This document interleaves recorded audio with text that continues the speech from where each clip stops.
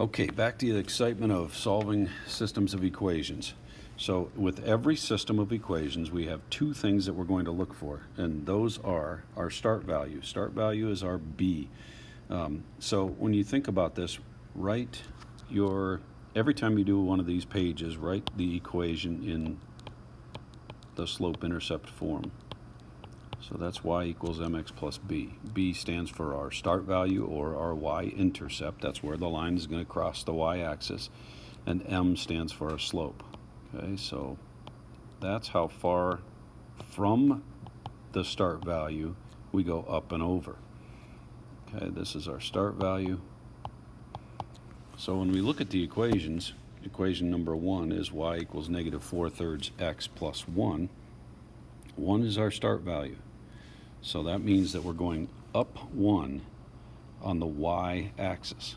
Okay, it can't cross the y-axis if we don't go up, right? If we go to the right one and put a dot there, that would be wrong. Okay, that's the x-axis. So we're looking for where it crosses the y-axis. It crosses at 1. Now from that point, we have to use the slope. So we're going to go down 4 or up 4. It doesn't make a difference. If you want to go up first, that's fine. Go up 1, 2, 3, 4. But then we have to go to the left because this is a negative slope. Negative slope, remember, is going to cause the line to fall as it goes from left to right. Then we can go back to our original start value and go down 4. 1, 2, 3, 4. I took care of the negative. Now I go positive 3. Okay, one of the 2 points, or one of the 2 distances, directions, whatever, has to be negative. And I plot that line. Now, the next one is saying our x value is 3. It doesn't say anything about the y value. It looks like it's not in that form at all. But what it's telling us is that no matter what I put in for y, I get an x of 3. So 3 and 1, or 3 and 2, or 3 and 3.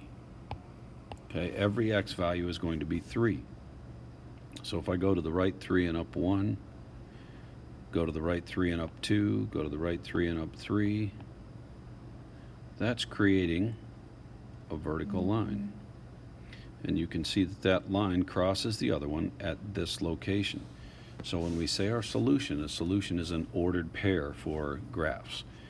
That ordered pair is to the right 3 and down 3. Okay? This point right here is to the right 3 and down 3. That's our solution. And that's all there is to solving systems when we're graphing. Okay, next one. What's the first thing I look for? I look for the start value. That says to start at negative 3 on the y-axis. That's right here. Then it says to drop 4 and go to the right 9. 1, 2, 3, 4. 1, 2, 3, 4, 5, 6, 7, 8, 9.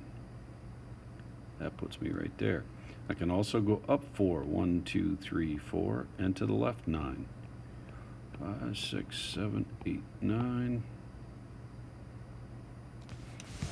I plot those 3 points and I connect them with a line. The other line says to start at negative 3. Okay, so that's going to be at the same location. So I'll just darken that in a little bit. And then I'm going down 7. 1, 2, 3, 4, 5, 6, 7. And to the right 5. 1, 2, 3, 4, 5. Remember, one of the 2 when we have a negative slope has to be negative. Or I can go up 7. 1, 2, 3, 4, 5, 6, 7. And to the left 5. And I draw that line in. And it should have been obvious already. They had the same exact start value. That location is where they cross, and that's our solution. Okay, at that point, those 2 lines have exactly the same value, and that value is to the right 0 and down 3. Okay. Third example. We start at positive 3. There's positive 3. Remember, that is a point on the line. Wherever our start value is, that's a point on the line. And then from there we go up 5, 1, 2, 3, 4, 5, and to the right 2.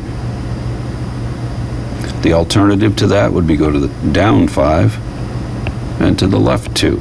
Remember, we got to stay in this same line, in this same path.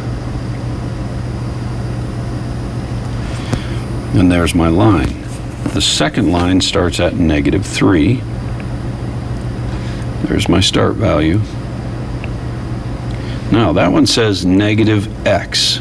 Remember, when we don't have a number in front of a variable, we can put a 1. Well, I'm going to put 1 over 1, because that's how far we're moving in each direction.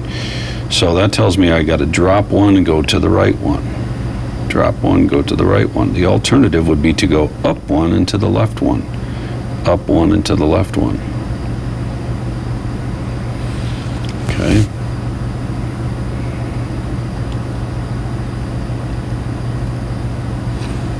Trying to make sure I got this right. 1, 2, 3, 4, 5, left 2. That looks right. This solution is partway in between. Usually they don't do that to us. That solution does not hit at an exact point. Okay, so it looks like we're going to go left 2 3/4. No, sorry, 1 3/4. And down 1 and maybe 1 1/2. Okay.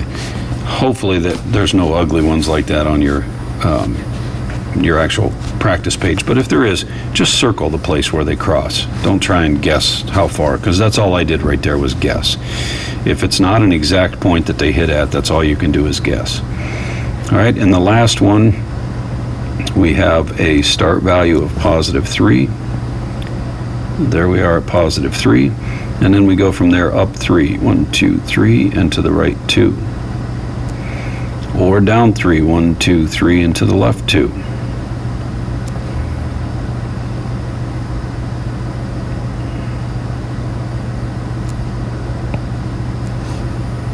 Okay. 1, 2, 3, left 2. So that should go right through this point right here.